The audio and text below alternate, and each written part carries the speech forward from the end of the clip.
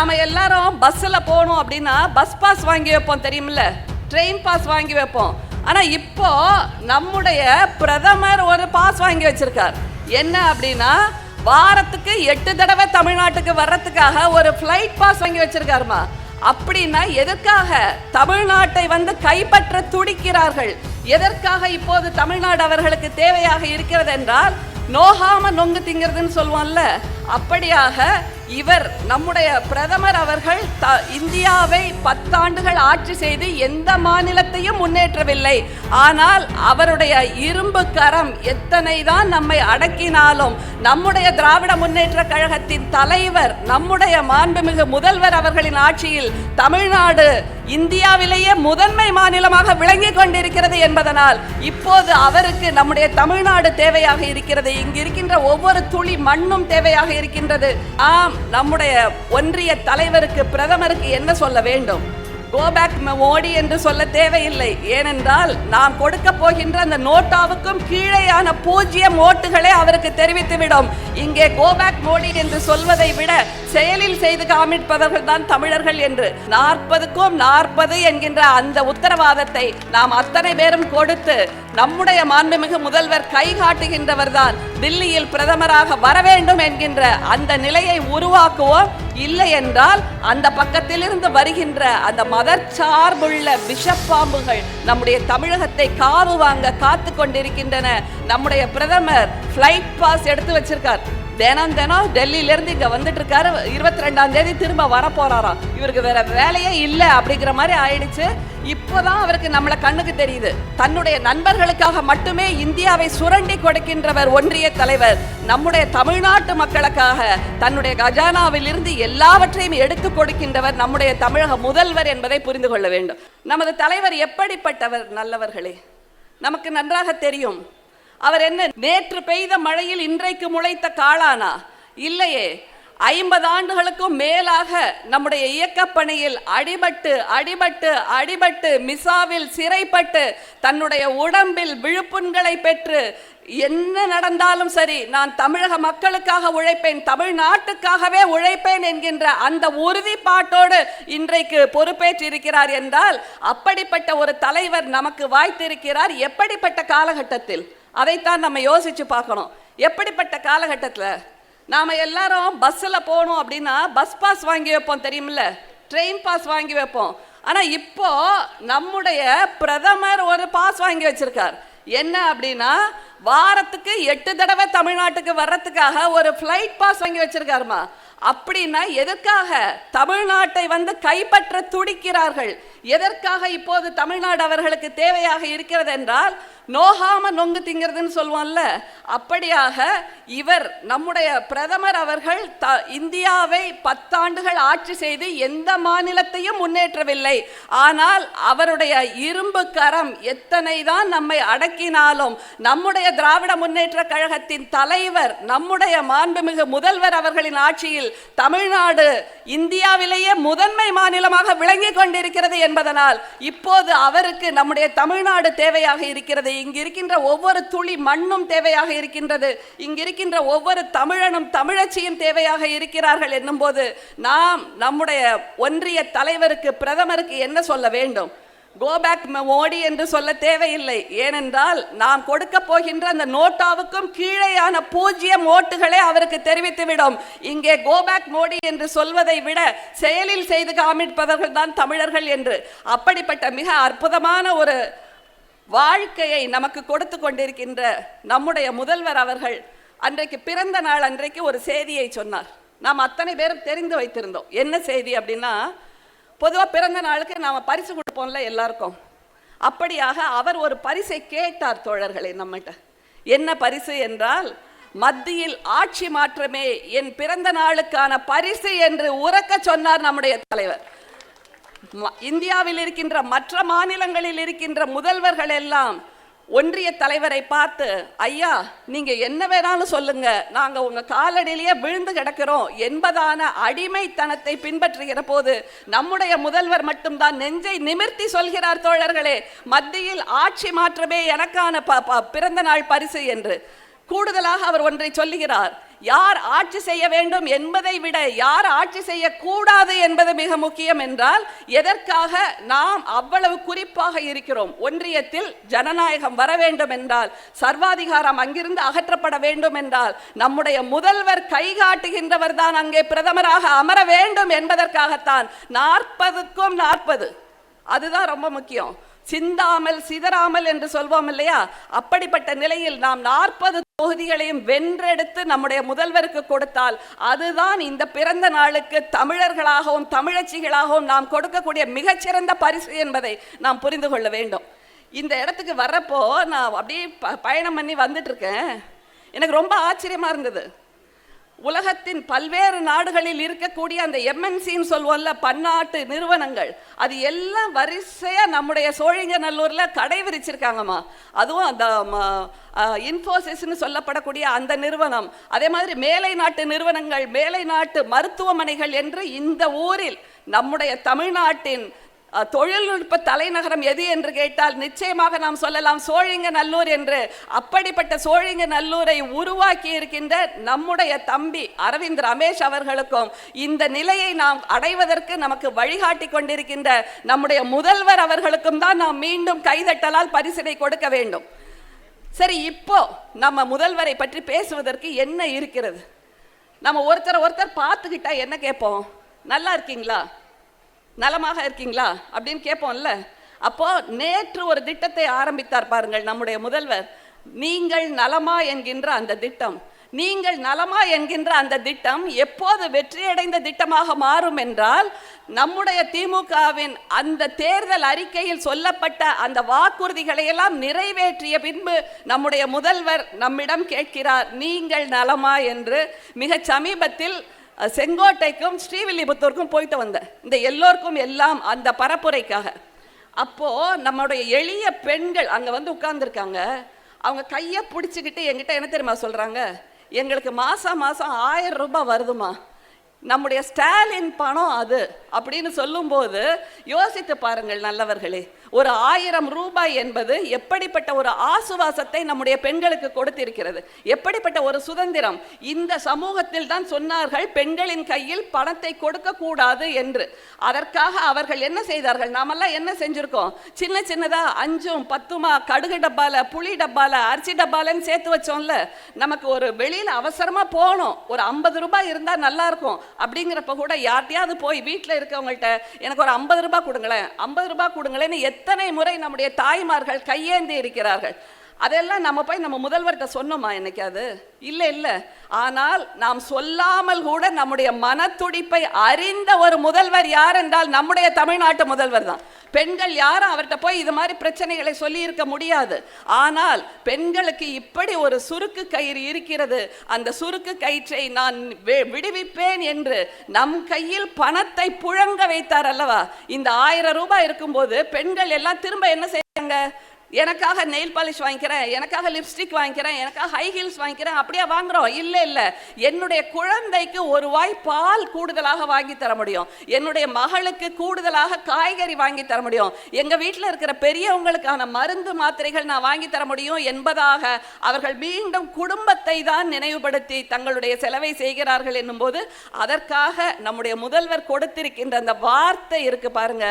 தமிழ்ல இதுவரைக்கும் ஆயிரக்கணக்கான வார்த்தைகளை நான் கடந்து வந்திருக்கிறேன். ஆனால் உலகத்திலேயே முதன்முறையாக மகளிரின் வேலையை, மகளிரின் உழைப்பை மரியாதை செய்து கௌரவப்படுத்தி அதற்கான உரிமை தொகை உங்களுக்கு நான் தருகிறேன் என்று நம்முடைய முதல்வர் கொடுத்திருக்கிறார் என்றால் எப்படிப்பட்ட வார்த்தை! அந்த நம்ம ஒரு உதவித்தொகை கொடுக்கிறோம், அதை வாங்கும் போது மனசு கூசக்கூடாது, ஏதோ பிச்சை போடுறாங்க அப்படிங்கிற ஒரு உணர்வு நமக்கு வந்துடக்கூடாது. தன்மானம்னு ஒன்று இருக்குல்ல, அதுதானே நம்முடைய தந்தை பெரியார் நமக்கு கொடுத்த மிகப்பெரிய சொத்து. எனவே அந்த தன்மானத்தின் அடையாளமாக இது நான் உங்களுக்கு உதவித்தொகை தரல, நிதி உதவி கொடுக்கல, நீங்க நம்முடைய குடும்பங்களின் அடையாளமாக இருக்கிறீர்கள். உங்களுடைய 24 மணி நேர உழைப்பால் தான் நம்முடைய குடும்பம் உயர்கிறது. அப்படிப்பட்ட உழைப்புக்கு நான் கொடுக்கின்ற உரிமை தொகை என்று சொன்னால் தாயுமானவர் என்பதை தவிர வேறு என்ன வார்த்தை நாம சொல்லிட முடியும்? இல்ல, இன்னொன்னு கேட்கிறேன், நாம எல்லாருமே பெரியவர்களே நீங்களே சொல்லுங்க, ஒவ்வொருத்தருக்கும் கனவு இருக்கும், வீடு வாங்கணும் வீடு வாங்கணும்னு. முதல்ல ஒரு 500 ஸ்கொயர் ஃபீட் வீட்டில் இருப்போம். அப்புறம் உழைச்சி 1000 ஸ்கொயர் ஃபீட் வீட்டுக்கு போவோம். அப்புறம் 1500 ஸ்கொயர் ஃபீட் வீட்டுக்கு போவோம். ஆனால் எந்த வீட்டுக்கு போனாலும் ஒரு வீடு இருக்குங்க, அந்த வீட்டுக்கான கடனை நாம் வாழ்நாள் முழுதும் திருப்பி கொடுக்கவே முடியாது. அது அம்பானி, அதானி, டாடா, பிர்லா கூட அந்த வீட்டுக்கான வாடகை கொடுக்கவே முடியாது. எந்த வீடு அது என்றால் மகளிரின், தாய்மாரின் கருப்பை என்கின்ற வீடு இருக்கிறது அல்லவா? அந்த கருப்பையில் இருந்து தான் நாம் அத்தனை பேரும் வந்திருக்கிறோம் என்றால் அந்த கருப்பை, ஒரு உள்ளங்கை அளவு இருக்கக்கூடிய கருப்பைக்கான வாடகையை எந்த கொம்பன் இது வரைக்கும் கொடுத்துருக்கான்? யோசிச்சு பாருங்க. அப்படிங்கும்போது அந்த கருப்பையை சுமக்கின்ற நெருப்பாக இருக்கின்ற நம்முடைய தாய்மார்களுக்கு நம்முடைய முதல்வர் செய்திருக்கின்ற மரியாதை தான் இந்த மகளிர் உரிமை தொகை. அப்புறம் விடியல் பயணம்னு ஒன்று இருக்குல்ல, அது இன்னும் அழகான வார்த்தை. எனக்கு ஆச்சரியமா இருக்கு.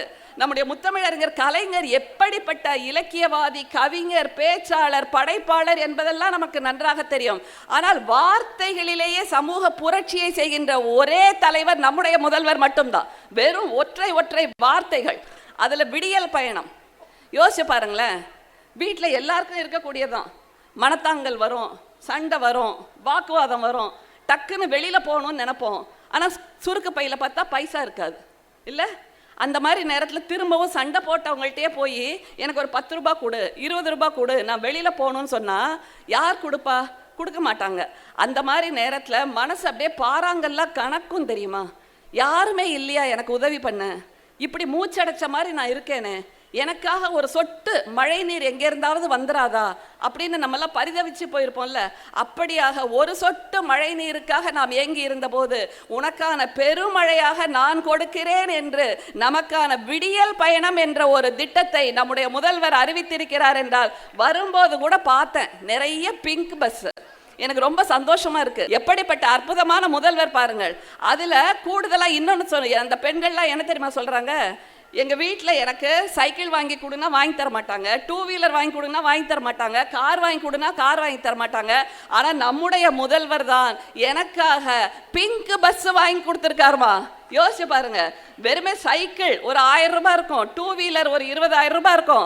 ஆனால் பல லட்சக்கணக்கான ரூபாய் மதிப்புள்ள பேருந்துகளை பிங்க் பஸ் என்று வாங்கி கொடுத்திருக்கிறார் நமக்காக. அதனால இப்ப என்ன சொல்றாங்க பெண்கள்லாம்? எனக்கு பைசாவே வேண்டாம், நான் பாட்டுக்கு எங்க வேணா ஏறி எந்த பஸ்ல வேணா ஏறுவேன். அது தவிர அது கொடுக்கிற சுகம் என்ன தெரியுமா? பெண்கள் அந்த பிளாட்ஃபாரத்தில் வேலை பண்ணுற பெண்கள் இருக்காங்கல்ல, காய்கறி கூட சுமந்துக்கிட்டு, பூ கூட சுமந்துக்கிட்டு, அவங்களுக்கு ஒரு இடத்துல அன்னைக்கு வியாபாரம் நடக்கலை, வேற எங்கேயாவது அதை தூக்கிட்டு போகணும் அப்படின்னா திரும்பவும் ஒரு 50 ரூபாயை செலவு பண்ணி இன்னொரு பஸ் மாறுறதை விட இப்போது மிக இயல்பாக அவர்கள் அந்த பேருந்துகளில் ஏறி செல்கிறார்கள் என்னும்போது அது ஒரு மிகப்பெரிய தாயுமானவர் திட்டம் என்று நம்முடைய முதல்வர் அறிவித்திருக்கிறார். சரி, இதை கூட விட்டுறலாங்க. பெற்றோர்கள் இப்பெல்லாம் தெரியும், ஆண் பெண் கணவன் மனைவி 2 பேருமே வேலைக்கு போக வேண்டியிருக்கு. அந்த மாதிரி சூழலில் பல வீடுகளில் நம்ம பார்த்துருக்கோம். காலையில் அறக்க பறக்க எழுந்து சமைக்க முடியாமல் அம்மாக்கள்லாம் அடுப்பில் பாதியாக அப்படியே இருக்கும். ஆனால் டைம் ஆகிடுச்சு நான் போகிறேன் அப்படின்ட்டு அப்படியே போயிடுவாங்க. போகும்போது சொல்லிட்டு போவாங்க பொண்ணுக்கிட்ட. அந்த பொண்ணு 8 வயசு தான் இருக்கும். அவள்கிட்ட சொல்லிட்டு போவாங்க, அடுப்பில் இதெல்லாம் பண்ணி வச்சுருக்கேன், நீ அதை ஆக்கி முடிச்சு தம்பிக்கும் தங்கச்சிக்கும் கொடுத்துட்டு நீயும் கட்டிட்டு எடுத்து ஸ்கூலுக்கு போயிடு அப்படின்னு சொல்லிட்டு போவாங்க. ஆனால் இப்போது அந்த பெண்கள் என்ன தெரியுமா சொல்கிறார்கள்? அம்மா, நான் வெளியில் போய் வேலைக்கு போனால் அங்கே எனக்கு ஒரு வாய் சோறு கூட உள்ளே போகாதுமா. ஏன்னா என் புள்ள சாப்பிடல, என் பொண்ணு சாப்பிடல, அவங்களுக்காக நான் எதையுமே செய்யாமல் வந்துட்டேன்னு பரிதவிப்பாக இருக்கும். ஆனால் இப்போது அவங்க என்ன சொல்கிறாங்க? நீ சமைக்கணும்னு கஷ்டப்படாதம்மா, எங்களை ஸ்கூலில் ஸ்டாலின் சாப்பாடு போடுறாங்க. யோசிச்சு பாருங்க, ஸ்டாலின் சாப்பாடு போடுறாங்க, அதை நாங்கள் அங்கே போய் சாப்பிட்டுக்கிறோம் என்றால் இதுதான் ஒரு தலைவன் செய்ய வேண்டிய சேவை என்பதை நாம் புரிந்து கொள்ள வேண்டும். லீடர்ஷிப் என்றால் என்ன? A proper leader, a perfect leader will dream about a society and make way for that attaining that society அப்படின்னு சொல்றாங்க. அப்படின்னா என்னுடைய சமூகம், என்னுடைய இனம், என்னுடைய தமிழ்நாடு ஆரோக்கியமாக இருக்க வேண்டும் என்பது நம்முடைய முதல்வர் அவர்களின் கனவு. அப்படி ஆரோக்கியமான சமூகத்தை உருவாக்க வேண்டும் என்றால் என்ன செய்யணும்? அது உணவிலிருந்து ஆரம்பிக்கிறது. உணவை அந்த சிறு குழந்தைகளுக்கு கொடுக்கும் போது அவர்கள் மிக மிக ஆரோக்கியமான எதிர்கால எதிர்கால இளைஞர்களாக உருவாவார்கள். அதுதானே மிக முக்கியம். இவர்கள் இன்னும் வளர்ந்து பெரிய ஆளாகிறதுக்கு 10 வருஷம் ஆகலாம், 15 வருஷம் ஆகலாம். ஆனால் அவர்கள் வளரும் போதே ஆரோக்கியமான குழந்தைகளாக வளர்வார்கள். இதுல தான் நம்ம யோசிச்சு பார்க்கணும். உத்தரப்பிரதேசத்துல ஒரு பெண் குழந்தை பிறந்தால் அந்த குழந்தை தன்னுடைய 5வது பிறந்த நாளை கூட கொண்டாடுவதில்லை. ஏனென்றால் மால் நியூட்ரிஷன் என்று சொல்லப்படக்கூடிய உணவு சத்து குறைபாட்டால் அந்த பெண் குழந்தை இறந்து போகிறது. ஆனால் நம்முடைய முதல்வர் கொண்டு வந்திருக்கின்ற இந்த காலை உணவு திட்டத்தால் ஆண் குழந்தைகளும் சரி பெண் குழந்தைகளும் சரி மிக மிக ஆரோக்கியமான குழந்தைகளாக உருவாகி கொண்டிருக்கிறார்கள். அதே போன்றுதான் அந்த மகள்களுக்கு கொடுக்கக்கூடிய அந்த கல்வி உதவித்தொகை என்று சொல்கின்ற அந்த புதுமை பெண் திட்டம். எத்தனையோ நம்ம வீட்டிலேயே பெண் குழந்தைகள் இருப்பாங்க. செலவு ஜாஸ்தி ஆகுதுமா, நீ படிக்க வேண்டாம், ஏதாவது ஒரு வேலைக்கு போயிடு, எத்தனையோ அம்மாக்கள் சொல்கிறார்கள். இல்லை என்று மறுக்கவே முடியாது. அந்த மாதிரி சூழல்ல நம்முடைய முதல்வர் சொல்றாரு, பெண் குழந்தையின் படிப்பை தடுக்க வேண்டாம், அவர்களுக்காக நான் 1000 ரூபாய் ஒவ்வொரு மாதமும் கொடுக்கிறேன் என்று. ஒவ்வொரு மாசமும் ஒரு பெண் குழந்தையின் அக்கௌண்ட்ல, பேங்க் அக்கௌண்ட்ல 1000 ரூபாய் வந்து சேருது என்னும் போது அது அவளுக்கு எப்படிப்பட்ட வாழ்வாதாரமாக இருக்கிறது. சரி, இது பெண் குழந்தைகளுக்கு மட்டும்தானா அப்படின்னு ஒரு சின்ன சலசலப்பு வந்தது இல்லை மக்கள் மத்தியில். பையன்களுக்கு ஏன் கொடுக்கல, அது எதுக்கு அப்படி ஒரு வேறுபாடு அப்படின்ன உடனே நம்முடைய முதல்வர் அதுவும் அப்படி அரசு எந்திரம் என்பது எப்போதுமே காதுகள் கிடையாதுன்னு சொல்லுவாங்க. ஆனா நம்முடைய முதல்வர் நாம் சொல்லுகின்ற அந்த மென்மையான வார்த்தைகளை கூட கேட்டு அதற்கேற்ற தீர்வுகளை கொடுக்கிறார். அந்த சின்ன பசங்க, நீங்க நல்லா படிங்க, காலேஜ் போகும்போது உங்களுக்காக நான் தமிழ் புதல்வன் திட்டத்தை கொடுக்கிறேன், அதற்காக 1000 ரூபாயை கொடுக்கிறேன் என்று அந்த குழந்தை, ஆண் குழந்தைக்குமான கல்வி உதவி தொகையை கொடுக்கிறார் என்றால் இப்படித்தான் நாம் அதை பார்க்க வேண்டி இருக்கிறது. லேர்னிங் பண்ணும்போதே ஏர்னிங், லேர்ன் அண்ட் ஏர்ன், இல்ல ஏர்ன் வைல் யூ லேர்ன் என்கின்ற அந்த ஒரு திட்டம் இந்தியாவிலேயே முதன்முறையாக தமிழ்நாட்டில் தான் நடைமுறைப்படுத்தப்பட்டிருக்கிறது. படிக்கும் போதே, படிக்கிறதையே நீ வேலையா பண்ணு, உனக்கு அதுக்கு சம்பளம் நான் 1000 ரூபாய் கொடுக்குறேன். எவ்வளவு பெரிய விஷயம் பாருங்க. இந்த மாதிரியான ஒரு புதுமை திட்டம் இந்தியாவில் வேற எங்கேயுமே கிடையாது. இப்படியாக நம்மை அந்த பொருளாதார சிக்கலில் இருந்து விடுவித்து நம்முடைய கனவுகளை அடைவதற்கான ஒரு வல்லமையை நமக்கு கொடுக்கின்றார் நம்முடைய முதல்வர் என்னும் போது அவருக்கு நாம் எப்படி திருப்பி செலுத்த வேண்டும் என்றால், அவர் பிறந்த நாள் பரிசாக ஒன்றே ஒன்றுதான் கேட்டார். 40க்கும் 40 என்கின்ற அந்த உத்தரவாதத்தை நாம் அத்தனை பேரும் கொடுத்து நம்முடைய மாண்புமிகு முதல்வர் கை காட்டுகின்றவர் தான் தில்லியில் பிரதமராக வர வேண்டும் என்கின்ற அந்த நிலையை உருவாக்குவோம். இல்லை என்றால் அந்த பக்கத்திலிருந்து வருகின்ற அந்த மதச்சார்புள்ள விஷப்பாம்புகள் நம்முடைய தமிழகத்தை காவு வாங்க காத்து கொண்டிருக்கின்றன. நம்முடைய பிரதமர் ஃப்ளைட் பாஸ் எடுத்து வச்சிருக்கார். தினம் டெல்லியில இருந்து இங்க வந்துட்டு இருக்காரு. 22ஆம் தேதி திரும்ப வர போறாராம். இவருக்கு வேற வேலையே இல்லை அப்படிங்கிற மாதிரி ஆயிடுச்சு. இப்போதான் அவருக்கு நம்மள கண்ணுக்கு தெரியுது. ஜனவரி மாதம் வெள்ளத்திலையும் புயல்லையும் நம்ம கிடந்தப்போ நம்முடைய முதல்வர் எத்தனை முறை எங்களுக்கு 37,000 கோடி தேவை என்று கேட்டார். இதுவரைக்கும் கொடுத்திருக்காரா? ஒரு பைசா கூட கொடுக்கல, 37 பைசா கூட கொடுக்கல. ஆனால் நிதியமைச்சர் சொன்னாங்க, உங்களுக்கு சாமர்த்தியம் இருந்தா சமாளிச்சுக்கோங்க அப்படின்னாங்க. நம்முடைய முதல்வருக்கு இல்லாத சாமர்த்தியமா? நீங்கள் கையை இறுக்கி மூடி வைத்திருந்தால் கூட நான் என்னுடைய மனசு என்கின்ற கஜானாவில் இருந்து என்னுடைய தமிழ் மக்களுக்கு அன்பை அள்ளி அள்ளி அள்ளி அள்ளி கொடுப்பேன் என்று நமக்கான நிவாரண தொகையை கொடுத்தார் என்றார். இதுதான் உண்மையான தலைவன். தன்னுடைய நண்பர்களுக்காக மட்டுமே இந்தியாவை சுரண்டி கொடுக்கின்றவர் ஒன்றிய தலைவர். நம்முடைய தமிழ்நாட்டு மக்களுக்காக தன்னுடைய கஜானாவில் இருந்து எல்லாவற்றையும் எடுத்து கொடுக்கின்றவர் நம்முடைய தமிழக முதல்வர் என்பதை புரிந்து கொள்ள வேண்டும். அப்படிப்பட்ட நிலையில் இனிமேலும் நம்முடைய ஒன்றிய தலைவர் தமிழ்நாட்டுக்கு வருவார். தேர்தல் முடியும் வரைக்கும் நாம் அத்தனை பேரும் அவருக்கு வெறும் எண்ணிக்கை தான். நீங்க ஓட்டர் லிஸ்ட் நம்பர் இது, நீங்க ஓட்டர் லிஸ்ட் நம்பர் இது, இப்படின்னு நம்மை வெறுமே எண்ணிக்கையாக பார்க்கிறார், மனிதர்களாக பார்க்கவில்லை. ஆனால் நம்ம ஒவ்வொருவரையும் மானமுள்ள தமிழனாகவும் தமிழச்சியாகவும் பார்க்கின்றவர் நம்முடைய முதல்வர் என்று நாம் புரிந்து கொள்ள வேண்டும். அதனால் தான் அவர் கொடுக்கின்ற திட்டங்கள் கூட சுயமரியாதை திட்டங்களாக இருக்கின்றன என்னும் போது நம்முடைய முதல்வர், மீண்டும் சொல்வோம், பல்லாண்டு பல்லாண்டு பல்லாயிரத்தாண்டு பல கோடி 100,000 ஆண்டு வாழ்ந்து நம் தமிழகம் மட்டுமல்ல இந்த உலகத்துக்கே அவர் சூரியனாக மாற வேண்டும். உதய சூரியன் நம் ஒவ்வொருவரின் இதய சூரியன் என்று இனிமேல் உறக்க சொல்லுவோம். உதய சூரியன் நம் ஒவ்வொருவரின் இதய சூரியன். அந்த இதய சூரியன் இந்த இருட்டான இரவிலும் கூட வெளிச்சத்தை கொடுத்து கொண்டிருக்கிறது, இனிமேலும் கொடுக்கும். அப்படிப்பட்ட உதய சூரியனை நமக்கு உருவாக்கி கொடுத்த நம்முடைய தந்தை பெரியாரிலிருந்து ஆரம்பித்து நம்முடைய பேரறிஞர் அண்ணா, முத்தமிழறிஞர் கலைஞர், நம்முடைய முதல்வர் இன்னும் பல்லாண்டு சூரியன்களாக இருந்து நமக்கு வழிகாட்ட வேண்டும் என்று வேண்டி விரும்பி விடைபெறுகிறேன். நன்றி, வணக்கம்.